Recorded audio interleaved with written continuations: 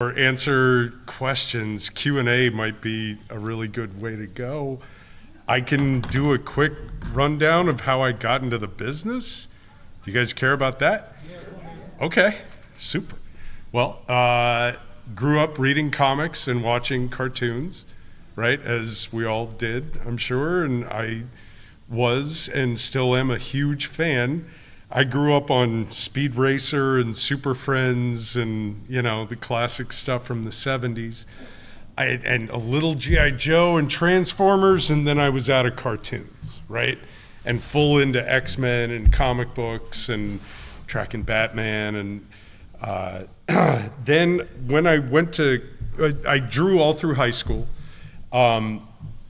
took as many art classes as I could, and then I was lucky enough to get to go to UCLA, where I was an art major, and it just so happened that UCLA and USC are two of the biggest film schools on the West Coast.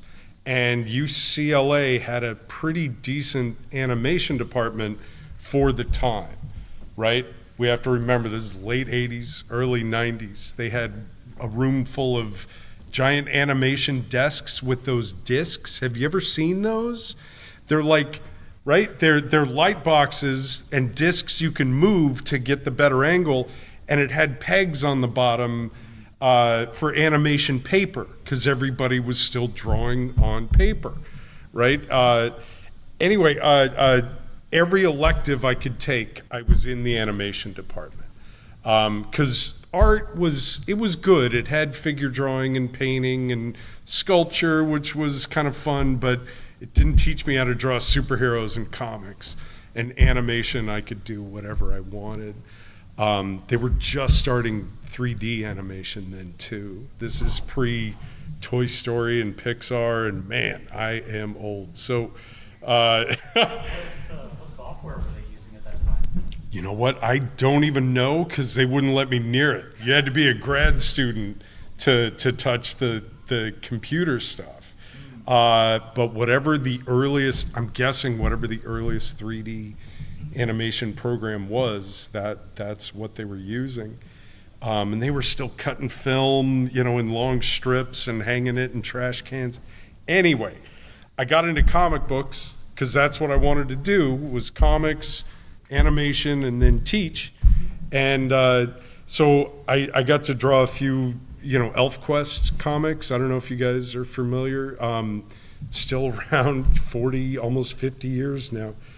And some Godzilla comics and a few random jobs. But then in 1999, one of my studio mates moved to LA to work full-time for Warner Brothers on a show called Batman Beyond. Have you guys seen any of those? Yeah. Right? Sweet show. So that was my first ever storyboarding job. And I had experience drawing comics. Comics and storyboards are close cousins. They're very similar in a lot of ways, and they're very, very different in others. I also had a whole presentation on how they're alike and different on this jump drive, so sorry about that. But it's storytelling through sequential art. Sequential art is different from a painting in a museum. That's one image, right? But if you had a series of paintings and each one was slightly different and told a story, that would be sequential art.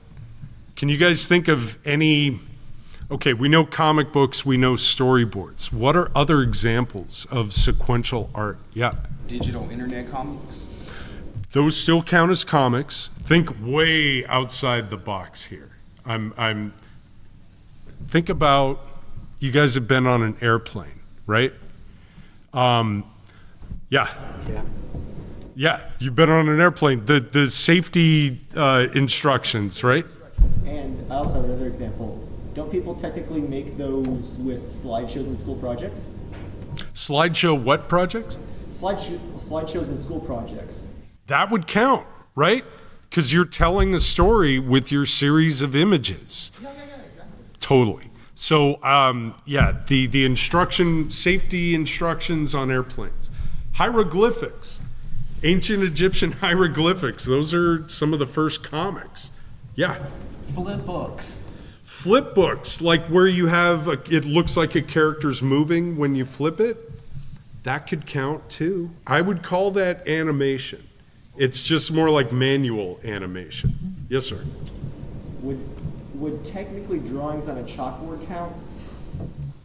It would depend on what the drawings were of and how many of them there were. Let's say somebody's like teaching chemistry and they draw different equations and stuff. Okay. From left to right. Those are Yeah. different images, but they're all somewhat related, right? Yes. So the way I would define sequential art is a series of images that, when read in a sequence, tell a story or convey an idea, right? And we said hieroglyphics. We said plain safety instructions. Have you guys ever bought furniture at IKEA? That is sequential art, right? Because there are images showing you the step-by-step process. Yeah. Lego instructions. Sure, absolutely. Any kind of instruction manual that shows you a step-by-step process. And the story it's telling is how to build the Millennium Falcon or something, right? Anyway, that's just a fun diversion. Comic books and storyboards have those in common. It's a series of images that you're supposed to read in a certain order that will tell a story. Now, one of the biggest differences is you have roughly 100 images per 22 pages of a comic book, right? So you got to really pick your shots, as they say. Make sure that's telling the story. For 7 minutes of TV animation, we're probably doing a few hundred drawings. Now, many of them are the same shot, and we're just posing out the characters, but it's a lot more work done a lot quicker, and it doesn't have to be as pretty. In comics, what you give them is what the audience is going to see. In storyboards, what we are drawing is for the animators to then take and put on model. Have you guys heard that term before? So all animated shows have model sheets for every character. And there's typically an 8-point turn. Front, 3/4, side, and they show the character from all these different angles so that anybody could then look at that model sheet and draw them correctly. The storyboards are the instruction manual of how to set up each scene or each shot, what the composition is going to be, where the characters are standing, what they're doing, how they're acting. So it definitely counts as sequential art.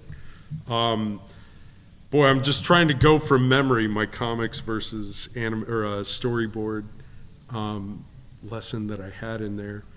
I don't know. Any other questions? Throw them at me. Yeah. Yes. You said you wrote scripts for Batman Beyond. Am I right? Huh?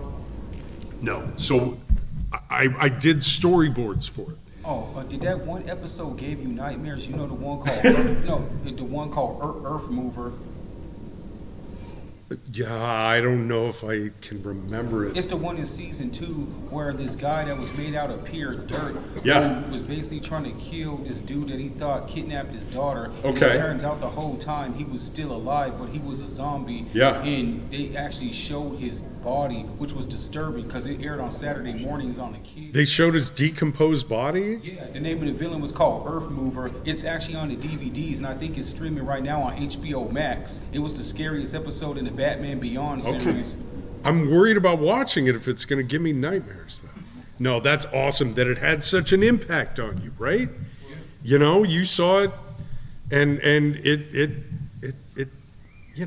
stayed with you. I did not work on that episode. So that brings up a good point. There are some shows where the story artists write the story, or they collaborate with a writer. You guys ever watch Phineas and Ferb? Yep. I've never worked on that show, but I know people who did. And a friend of mine was a writer, and he worked with an artist, and the two of them brainstormed their episodes, right? There are some shows, I believe like Adventure Time, a lot of the Cartoon Network shows, they hire the board artists to kind of do it all, write and draw, which is awesome because you're really telling a story you created. However, almost every show I've worked on, except one, I'll tell you about that later, it's a script-driven show. They have writers write the scripts. So it's 20 to 30 pages describing where you are, what's happening, who's saying what. Our job is to visualize that. Visualization is a term that means turning words or ideas into images or pictures. When you read a novel, if it's a good, well-written novel, you can envision what is happening as you're reading the words. Now, this job is reading a lot of words, envisioning what the scenes and actions could look like, and then drawing them.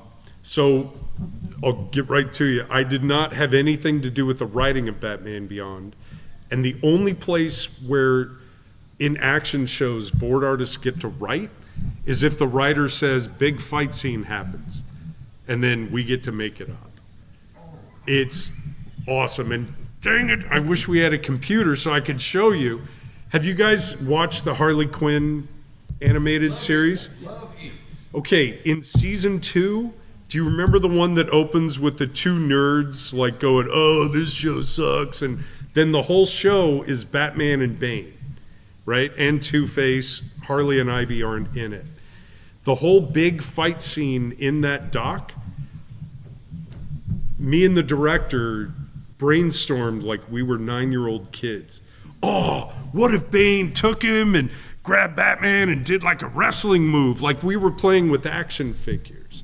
And we kind of wrote down all the points. He drew out some ideas, I drew out more, and we wrote that fight.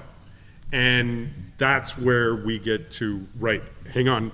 Okay. What was your question? Well, actually, I have a question for context for this question. You said you worked on Harley Quinn. Yes. I forgot. Did you do any work on Invincible or Primal?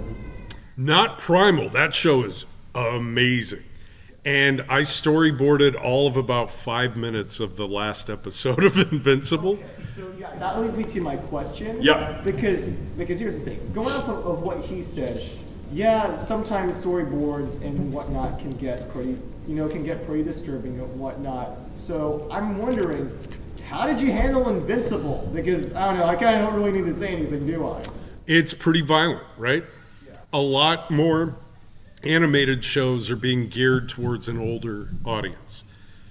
I kind of love that, One reason I avoided animation right out of college and wanted to go to comics was I didn't want to draw like little Dracula and his little Wolfie, kindergarten shows.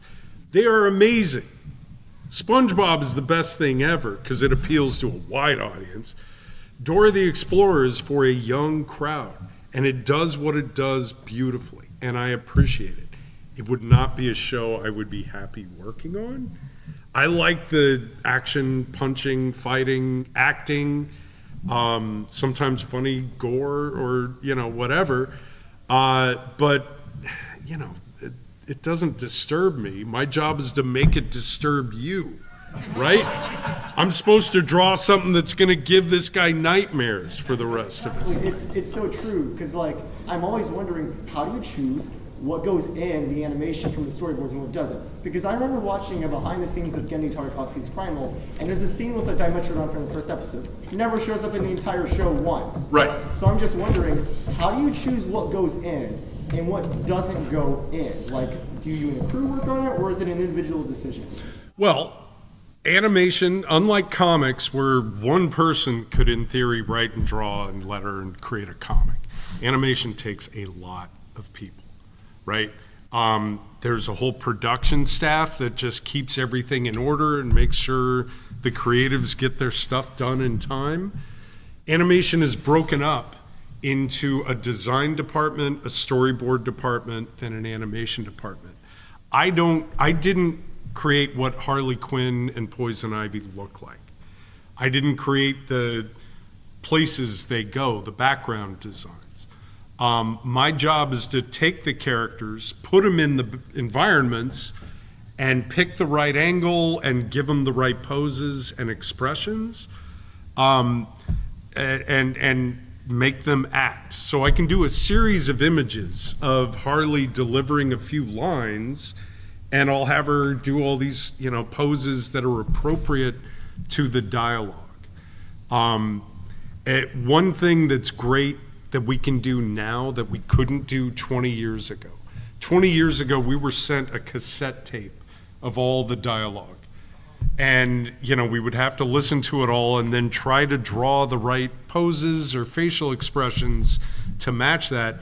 Now, the main software they use is something called Storyboard Pro.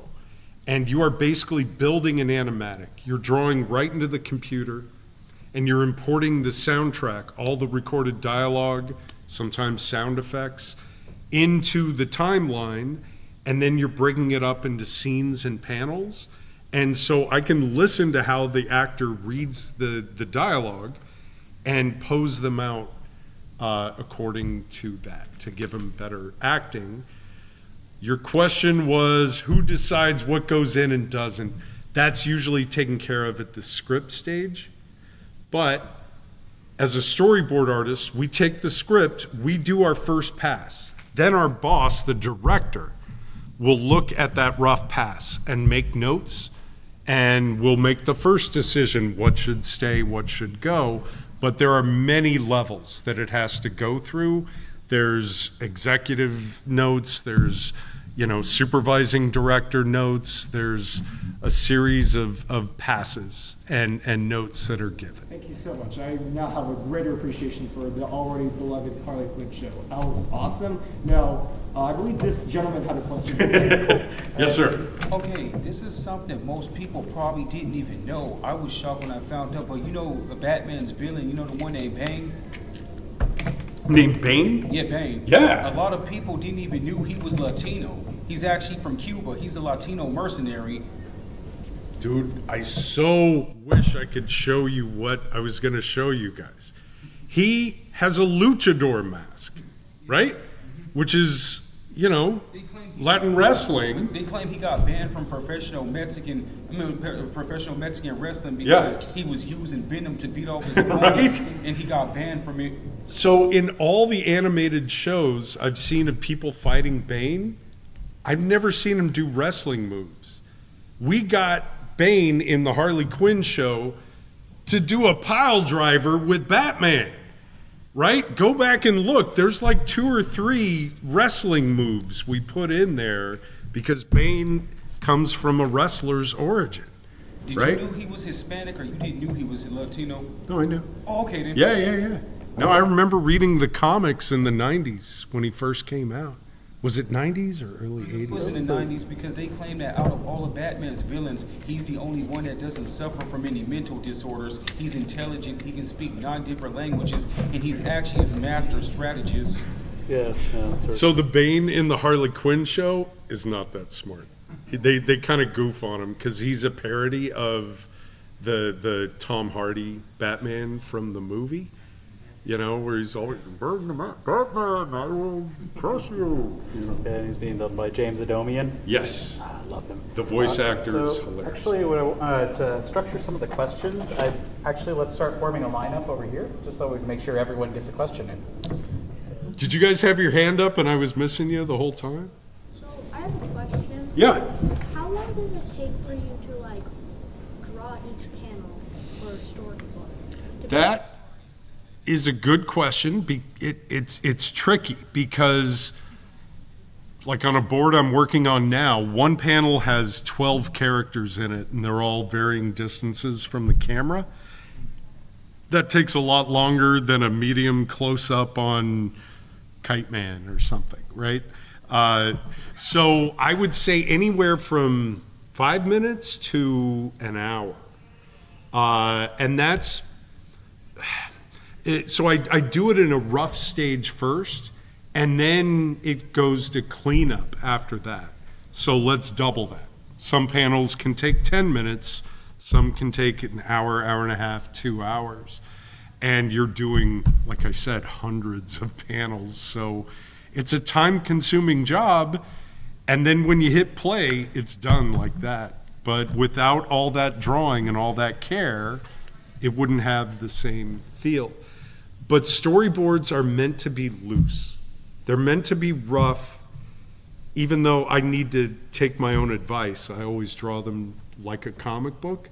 They're not a comic book. The only people that are going to see them is the team you're working with and the animators overseas who are going to turn that into the color version we see on TV. Hey folks, why don't we start forming up a line so we can make sure everyone gets a question in once it gets their chance. So let's go ahead and start over here.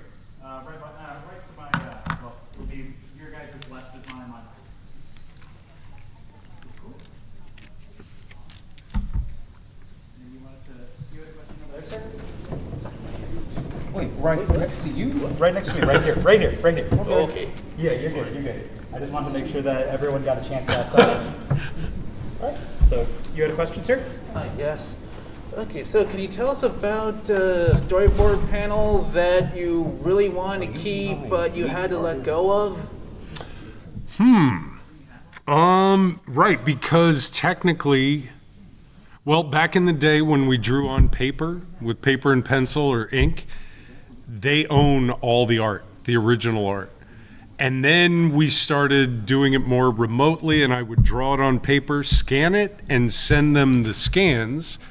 Now every storyboard I draw it's digital. It doesn't exist as physical media, so I keep everything in a digital form. I have a stack of storyboards of a G.I. Joe cartoon I worked on. It's awesome. It's called G.I. Joe Resolute.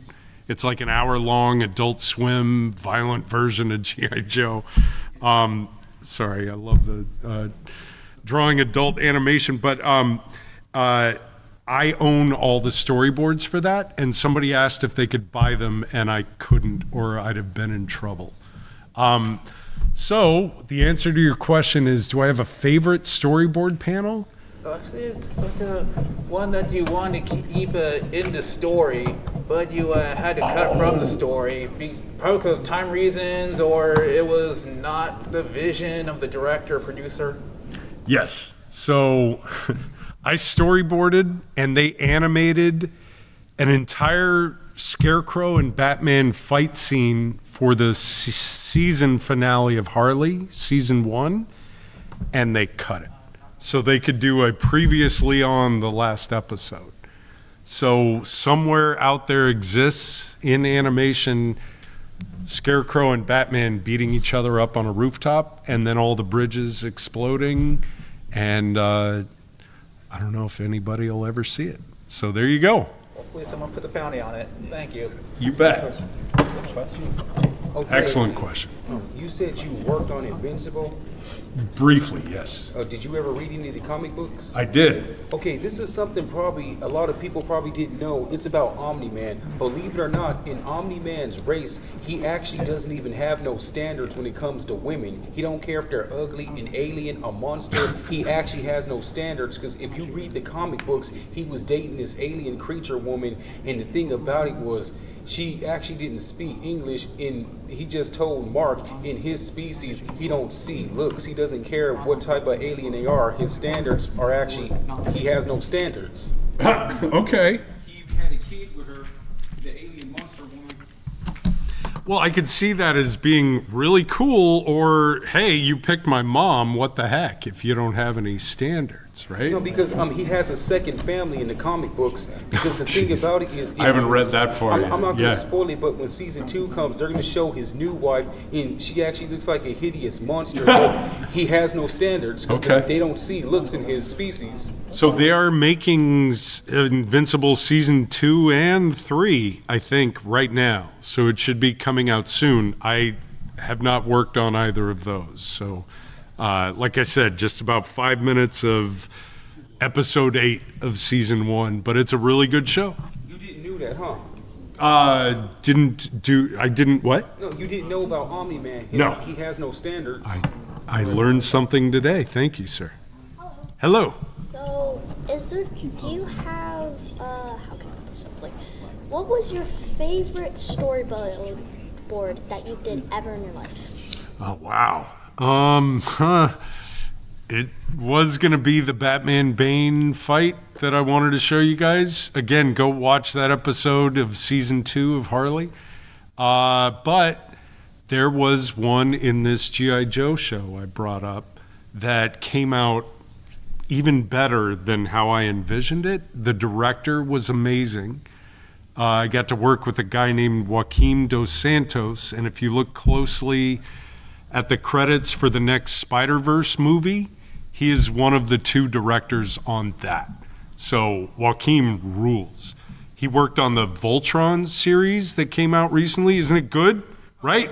Legendary Defender?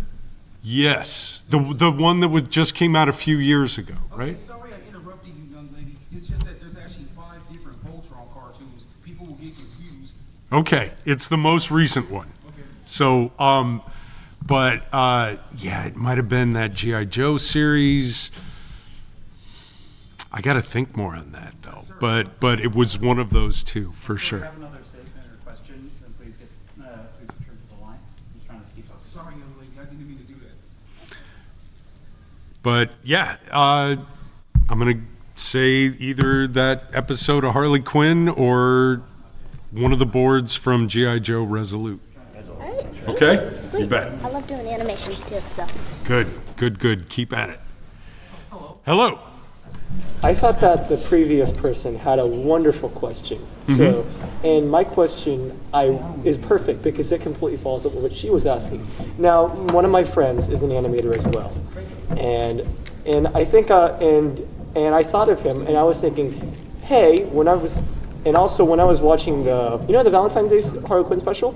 Yeah, I worked on that. See, here's my question: when you're drawing, that scene, did you storyboard like a bunch of pixels, like a giant pixel, like a giant mess of pixels to on the screen? cover when he turns giant. So I helped kind of fix up some of those scenes, but I didn't envision them. That's a good question. I don't know how it looks in the board. If we put a black bar or board it where the giant billboard is covering his, privates. I boarded their date from when they were in the restaurant to when the demon blows up the fireworks. So that whole chase scene and helicopter bit. But yeah, we gotta.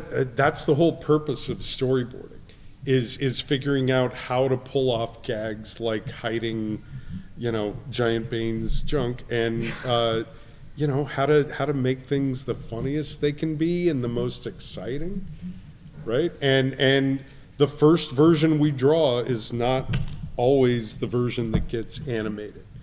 There's constant revisions and second takes and third, sometimes fourth takes, until we get it just right. That's very true. I was just wondering because I'm like, are you like lucky that you didn't directly work on Bane's thing? I don't know if anybody directly drew Bane's junk. We'd hide it somewhere. Thank you. I just really want to know because that Valentine's Day special, it was something. It really was, right? I'm glad you watched it. All right. These are just general questions. Yeah. Storyboarding, I'm interested. I don't know. Not familiar with whatever you work on. So 2 questions. One is, do you have an opportunity ever to do animation for live action shows? So I'm thinking of like the closing credits of Mandalorian. They show storyboarding. So I imagine that's how they begin. That's a great question, and I would say there is a big difference between those beautiful, beautiful paintings at the end of Mandalorian and storyboards. Storyboards for, let's say, an action scene from the show would be done quickly in black and white and many images on one piece of paper or on screen at a time. What you're looking at are production design concept art paintings. Those were painted before they even shot the show as, you know, a way to explore the lighting or the costumes or the angles. So similar to what a storyboard does, but I would call that a concept painting Do they more use than a animators storyboard. to do concept art? Those are often different people. I couldn't produce a beautiful concept art painting like that because I haven't spent my 10,000 hours in studying color and the craft. I could draw it loosely, right? But the level of detail they bring it to, and they know how to draw your eyes focus because of how it's lit. It's pretty amazing. But board artists typically do more drawings faster and looser. Yeah, okay, and my other question is, so I saw a documentary on The Simpsons, which Okay. is like gotta be the crudest drawings, I guess, and I didn't realize what goes into it, and then I think, so storyboarding, so the storyboards then, do they get like developed in the case of Simpsons, it's in Korea, they send them to Korea? So this is based on what I learned from the documentary. Nope. Is that what happens when you storyboard? Do they take your storyboard concepts and then they have to send it to illustrators that are potentially outside of the United States to actually do the illustration? The term outsourcing, before it got popular, American shows were sending their animation to overseas, Asia, Korea, Japan, Indonesia, maybe. There's a few studios because they get more work for less money, and it's really not fair. I don't love that part of it.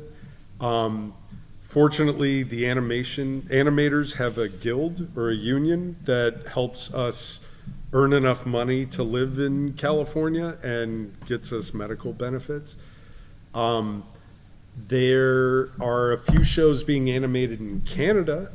One show I work on, Star Trek Lower Decks. Have you guys ever watched that? It's funny, it's good, you should check it out. Is, I believe, all animated in Vancouver. But that's been something all of TV animation has been doing for decades. And it's not great. I don't love that part of the business. Figure that. It's like the down and dirty, I guess is a related question is what I learned from The Simpsons. Did you have to reject any, have you had where you storyboarded it, they sent it back, and then it came back and you went, oh, this is not it. And then you guys had to go scratch it and then even miss and delay the season. That was kind of not quite delay. So yes, because of how little is paid, some of the animation comes back and it's fine. And some of it just stinks. Because they're paying crap wages, right, to people who can't always draw too well. So I believe each show is given a certain number of what they call retakes. You know, so out of 100 scenes we get back, we get 20 times to go, nope, that one just stinks, redo it. But you only get those 20, for example. I don't know if that's the right number. Beyond that, you've got to fix it yourself. So I know on Harlay, they hire a couple of artists in post-production to fix up the animation. Sometimes we get Harley's eyes and they're all, derp, kind of like that. There's a lot of fixing that has to be done after the fact. Thank you, that's really interesting. Yeah, you got it. Good questions. What advice would you give to someone who's looking to go into storyboarding? Okay, that is also an excellent question. Art schools can be expensive. If you can swing it, go, especially Cal Arts in Valencia. They have a track straight into animation departments. A lot of the shows you watch on Cartoon Network were created by Cal Arts alumni. YouTube has everything you need to learn how to draw and how to draw storyboards, how to draw for animation. But I would suggest personally life drawing classes and going out into the world and drawing trees and buildings and perspective. Learn how to draw everything real as well as developing your cool characters, right? Because you need the real to make the cool look really cool, right? And so when I see portfolios that are just, super, power and nothing in the background, and great, you can draw that, but how can you apply that to a job? The other thing is, see if there's a way on YouTube to learn how to make a storyboard and create your own. You can't get a storyboard job unless you have a storyboard in your portfolio, right? So find a story, make up a story, visualize it, study your favorite animation, see how they tell the story in a sequence of shots. Storyboarding isn't just about knowing how to draw, it's cinematic language. Telling a story with a sequence of images, but which images you choose and when you choose to place them matters. Usually want to start with a wide establishing shot, tell the audience where we are. Then we'll go in closer, okay, we're tracking this character. Or, I don't know, it depends on the story you're telling, but there is a language to movies and animation in what images they put after the other, how they edit the story together, when they choose to go for a tight close-up or go really wide. Try to see that in the shows and movies you watch and learn that language and practice. Just practice. Yeah, that's how you get good at anything. That whole 10,000 hours theory, it's pretty accurate, You can get good at anything if you spend the time and work. Okay, I hope that helps. Thank you. Yes, I'm curious. When you was a kid, did you used to watch Voltron back in the 80s? I did not. That was right at the Transformers, that era where I was in high school, man. I was trying to chase girls and, play football and stuff. Not to say I couldn't have watched cartoons or you can only do one or the other. That was really... You were just focused on more social things, huh? Sports and social activities and comics. So my afternoons, I was going to football practice and not watching Voltron. And it wasn't as easy to see it if you missed it. Right? Like now you can stream whatever, whenever. If Voltron's on at 3:30 after school and I'm doing, tackle drills, then I'm missing it and I don't know when to catch it. So it was only because of the time in my life it came out that I missed it. It's a good show. Yeah. Hi. How's it going? So, what inspired you to do storyboarding by any chance? Or the art of storyboarding? That is a good question. Well, because it was related to comic books. Like I said, comics were my first love, but comics are a tough business. And I knew I wanted to work in animation, I just didn't expect it when it came. And what inspired me was seeing some of Bruce Timm's storyboards on Batman the Animated Series. If you want to learn how to do storyboards, look at Bruce Timm. And look at books that have storyboards in them. There's a ton of great books from anime. I want to say, is it steampunk? There's a book that's so hard to find, the storyboards for the Akira movie. Those are a master class in learning how to storyboard. But it was seeing these rough images read in a sequence, and you could almost envision the animation coming out of it, right? That inspired me. The fact that, sorry, I'm so on a roll here, that you could do more than one drawing for a scene and convey that movement. I enjoyed that. I also have one more question. Is there a difference between storyboarding and animating? Yes. Storyboarding is showing what the shot will be and maybe doing a few key frames or key poses. Animating is doing all the drawings in between. So if in a storyboard panel, panel 1 has a character walking across the scene, you could do one drawing and a bouncing arrow, right? To say, oh, or you would want to do a start pose and a stop pose. So they start here, walk across, and stop here. That's 2 drawings in storyboards. In animation, what do you have to do? Like 12 or 8 drawings every second. So you're doing, animating is all the drawings to get them from point A to point B.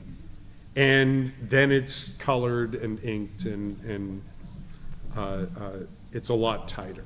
Yeah, so basically one can't live without the other whenever you're making an animation.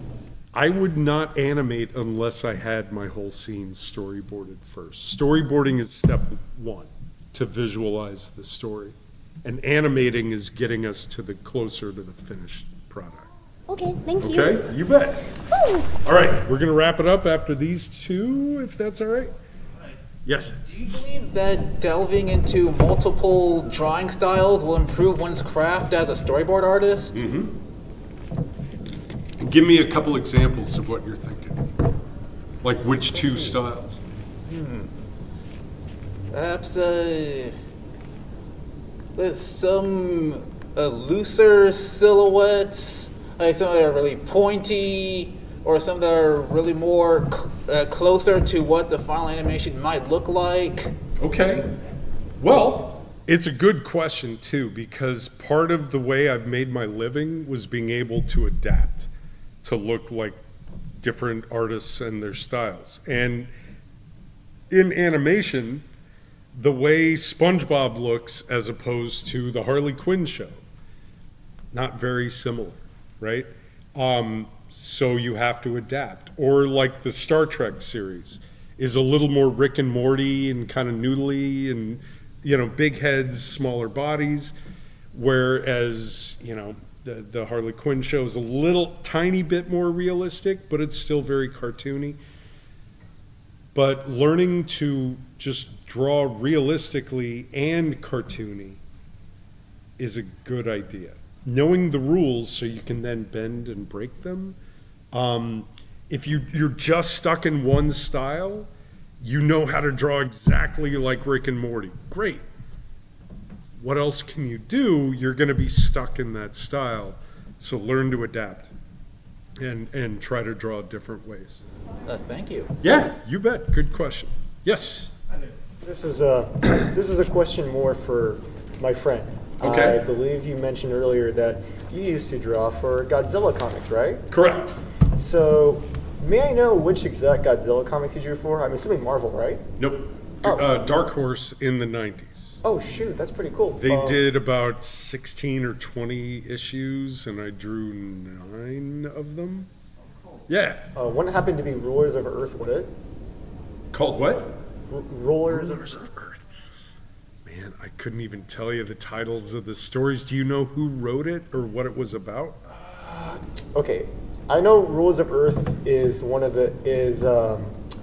that's one of the more recent ones because it uses the 2002 design, I believe. Yeah, that wouldn't be me. We were working off the Toho design from the 90s. Toho made a ton of Godzilla movies in the 90s. You mean the Heisei era, right? I don't know. It's the one where he's got like cat ears and stuff. Sorry, no, cat eyes and small ears. Yeah. Oh, Yeah. that one. And the ridges right here. Yes, the Yep. ridges right here. Yep. Seriously? Yeah. That is genuinely awesome. It's my favorite design of all of them. There's some new ones that are great, but yeah, I had all these little plastic toy that was like my model. Oh my god, that's amazing. I never would have expected someone to work on one of my favorite animated shows, Harley Quinn, to have also done work for Godzilla. That's awesome, man. Thank you. You're very welcome. Thank you. And thank all you guys for coming to the panel. I hope it was somewhat entertaining even without all the visuals. Okay. Hello, everyone. Go see Brandon out on the show floor. Please, come say hi. Yeah. Get some drawings. Hang out. If you didn't get any questions, if you still had a couple questions,